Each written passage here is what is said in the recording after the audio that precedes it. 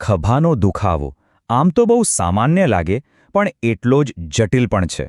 ઘણા લોકો આનાથી હેરાન થાય છે, પણ સાચું કારણ શું છે એ શોધવું ઘણીવાર અઘરું પડી જાય છે. તો ચાલો આજના આ વિશ્લેષણમાં આપણે આખા રહસ્ય પરથી પડદો ઉઠાવીએ અને એક ઊંડાણપૂર્વક તપાસ કરીએ. આ વાત સાંભળીને કંઈક યાદ આવ્યું? આપણામાંથી મોટાભાગના લોકો સાથે ક્યારેક ને ક્યારેક આવું થયું જ હશે. આ એક નાનકડો અનુભવ બતાવે છે કે આ સમસ્યા કેટલી મોટી અને વ્યાપક છે. અને બસ આ નાનકડો દુખાવો જ આપણને એક મોટા સવાલ તરફ લઈ જાય. તો ખભાની અંદર આખરે ચાલી શું રહ્યું છે? ચાલો જરા ઊંડાણમાં ઉતરીએ. આને એક જાતની તપાસ જ સમજો, જેમાં આપણે સાથે મળીને ખભાના દુખાવાના મૂળ સુધી પહોંચીશું અને એક પછી એક હકીકતને ઉજાગર કરીશું. તો આપણી તપાસનો પહેલો તબક્કો એ છે કે આપણે એવા મુખ્ય કારણોને ઓળખીએ જે મોટાભાગના ખભાના દુખાવા પાછળ હોય છે. ચાલો જોઈએ કે આ સામાન્ય ગુનેગારો કોણ કોણ છે. જુઓ, મોટાભાગે આ 4 શંકાસ્પદ કારણો જ સામે આવે છે.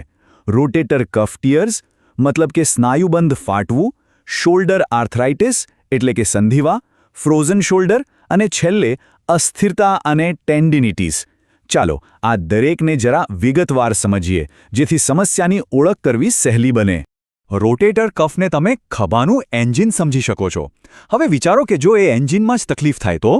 જ્યારે એમાં ફાટ પડે ત્યારે ખાલી દુખાવો જ નથી થતો, પણ હાથ ઊંચો કરવાની કે ફેરવવાની તાકાત પણ જતી રહે છે. જરા કલ્પના કરો કે સાંધાની વચ્ચે જે ગાદી જેવો ભાગ હોય એ જ ઘસાઈ જાય તો? બસ આ જ છે શોલ્ડર આર્થરાઇટિસ. હાડકાં એકબીજા સાથે ઘસાવા લાગે છે અને પછી દરેક હલનચલન દુખાવો આપે છે અને ગતિ ધીમે ધીમે ઓછી થતી જાય છે. હવે વાત કરીએ ફ્રોઝન શોલ્ડરની. આ તો એકદમ રહસ્યમય બીમારી છે. કોઈ દેખીતા કારણ વગર ધીમે ધીમે શરૂ થાય, ખભાને બિલકુલ જકડી લે અને પછી નવાઈની વાત તો એ છે કે લાંબા સમયે ધીમે ધીમે એની જાતે જ સારું પણ થઈ જાય છે. આ ચિત્ર જુઓ, એ ફ્રોઝન શોલ્ડરની આખી મુસાફરીને બરાબર સમજાવે છે. આખી પ્રક્રિયા 3 અલગ અલગ સ્ટેજમાં વહેંચાયેલી છે અને દરેક સ્ટેજની પોતાની અલગ ઓળખ છે. અને હા, આ કોઈ ટૂંકી પ્રક્રિયા નથી. આમાં લગભગ 1 વર્ષ કે એનાથી પણ વધારે સમય લાગી શકે છે. એટલે જ દરેક તબક્કાને સમજવો બહુ જ જરૂરી છે, જેથી એની યોગ્ય રીતે સારવાર થઈ શકે. સારું, તો હવે આપણને શંકાસ્પદ કારણોની તો ખબર પડી ગઈ. હવે આપણી તપાસનો આગળનો તબક્કો છે સાચી સમસ્યા શું છે એનું નિદાન કરવું. ચાલો જોઈએ કે ડોક્ટરો આ માટે પુરાવા કેવી રીતે ભેગા કરે છે. આખી પ્રોસેસ છે ને એકદમ ડિટેક્ટિવના કામ જેવી છે. પહેલાં દર્દી સાથે વાતચીત કરીને બધી વિગતો મેળવવામાં આવે, પછી એક્સરે અને સીટી સ્કેનથી હાડકાની સ્થિતિ તપાસાય અને છેલ્લે MRI જેવા એડવાન્સ સ્કેનથી નરમ પેશીઓની અંદર શું ચાલી રહ્યું છે એની ઊંડાણપૂર્વક તપાસ થાય છે. ત્યારે જઈને સાચા નિદાન સુધી પહોંચી શકાય. અહીં એક બહુ અગત્યનો સવાલ ઊભો થાય છે. ખાસ કરીને રોટેટર કફ જેવી ઈજાઓ માટે MRI સારું કે પછી MRI? આ બંને વચ્ચે શું ફરક છે અને ક્યારે કયું સાધન વધુ કામનું છે એ સમજવું બહુ જરૂરી છે. તો જુઓ, આ સરખામણીથી બધું જ સાફ થઈ જાય છે. MRI એ બિનઆક્રમક છે, મતલબ કે એમાં કોઈ ઇન્જેક્શન નથી હોતું અને મોટાભાગના કેસમાં એ પૂરતું છે. બીજી બાજુ MRIમાં સાંધામાં એક ખાસ ડાયનું ઇન્જેક્શન આપવું પડે છે, પણ એનાથી બહુ જ નાની કે સૂક્ષ્મ ફાટ પણ પકડાઈ જાય છે અને સર્જરી પછીની સ્થિતિ જાણવા માટે પણ એ વધુ ઉપયોગી છે. અને વૈજ્ઞાનિક પુરાવા પણ આ જ વાતને સમર્થન આપે છે. NIHનું મેટા એનાલિસિસ સ્પષ્ટપણે કહે છે કે ચોકસાઈ અને વ્યવહારિકતા બંનેને ધ્યાનમાં લઈએ તો MRI જ પહેલી પસંદગી હોવી જોઈએ. MRI દરેક કિસ્સામાં MRIની જગ્યા ન લઈ શકે. તો નિદાન થઈ ગયું, કારણ પણ ખબર પડી ગઈ. હવે આપણે એક એવા તબક્કે છીએ જ્યાં એક મોટો નિર્ણય લેવાનો છે.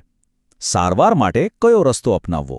અહીં ઓપરેશન વગરના અને ઓપરેશનવાળા એમ બંને વિકલ્પો ઉપલબ્ધ છે. લગભગ દરેક કિસ્સામાં સારવારની શરૂઆત ઓપરેશન વગરની પદ્ધતિઓથી જ થાય છે, જેમ કે સામાન્ય દુખાવાની દવાઓ, આરામ અને બરફનો શેક. જે પ્રવૃત્તિઓથી તકલીફ વધે એને ટાળવી, ફિઝિકલ થેરેપી અને જરૂર પડીએ સોજો ઓછો કરવા માટે કોર્ટિઝોન ઇન્જેક્શન. આ બધાનો મુખ્ય હેતુ સર્જરી વગર જ રાહત આપવાનો છે. પણ સવાલ એ છે કે જો આ બધી સારવાર કામ ન કરે તો? ખાસ કરીને રોટેટર કફ ટીયરના કિસ્સામાં શું કરવું? થેરાપી ચાલુ રાખવી કે પછી સર્જરી તરફ વળવું? ચાલો જોઈએ કે આ વિશે સંશોધન શું કહે છે.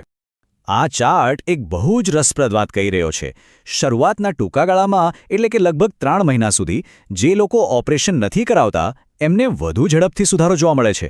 પણ જો લાંબા ગાળાની વાત કરીએ એટલે કે 15 મહિના પછી તો સર્જરી કરાવનારા દર્દીઓમાં મોટો સુધારો આવવાની સંભાવના ઘણી વધી જાય છે. અને journal of bone and joint સર્જરીનો એક અભ્યાસ પણ આ જ કહે છે કે શરૂઆતમાં બિન ઓપરેટિવ સારવારના પરિણામો સારા હતા, પણ લાંબા સમયે આખી બાજી પલટાઈ ગઈ. આનો સીધો અર્થ એ છે કે નિર્ણય સમય પર નિર્ભર કરે છે. ઝડપી રાહત જોઈતી હોય તો થેરાપી, પણ લાંબા ગાળાના મોટા સુધારા માટે સર્જરી વધુ અસરકારક હોઈ શકે છે. હવે જો સંધિવા બહુ જ ગંભીર સ્તરે પહોંચી ગયો હોય તો ત્યારે શોલ્ડર રિપ્લેસમેન્ટ એક વિકલ્પ બને છે. એમાં પણ મુખ્યત્વે 2 પ્રકાર છે. એક છે ટોટલ શોલ્ડર રિપ્લેસમેન્ટ, જે એવા દર્દીઓ માટે છે જેમનો રોટેટર કફ હજુ પણ કામ કરી રહ્યો છે, અને બીજો છે રિવર્સ ટોટલ શોલ્ડર રિપ્લેસમેન્ટ.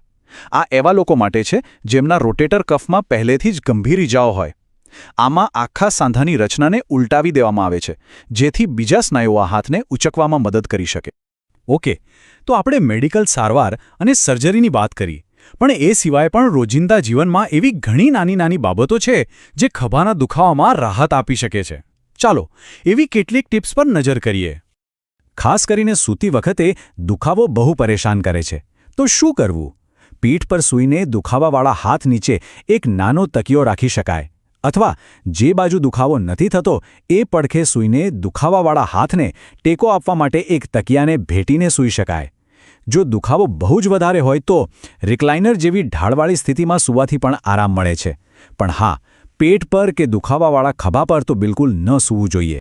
આ ઉપરાંત સાવ હળવી કસરતો પણ બહુ મદદરૂપ થાય છે, જેમ કે પેન્ડ્યુલમ એક્સરસાઇઝ કે પછી ટેબલ ટોપ આર્મ સ્લાઇડ્સ. આનાથી ખભો જકડાઈ જતો અટકે છે, લોહીનું પરિભ્રમણ વધે છે અને સાંધાની લવચીકતા જળવાઈ રહે છે. આ દુખાવાને કાબૂમાં રાખવા માટે બહુ જ જરૂરી છે. તો આખી વાતનો સાર એ છે કે દરેક ખભાની કહાણી અલગ હોય છે.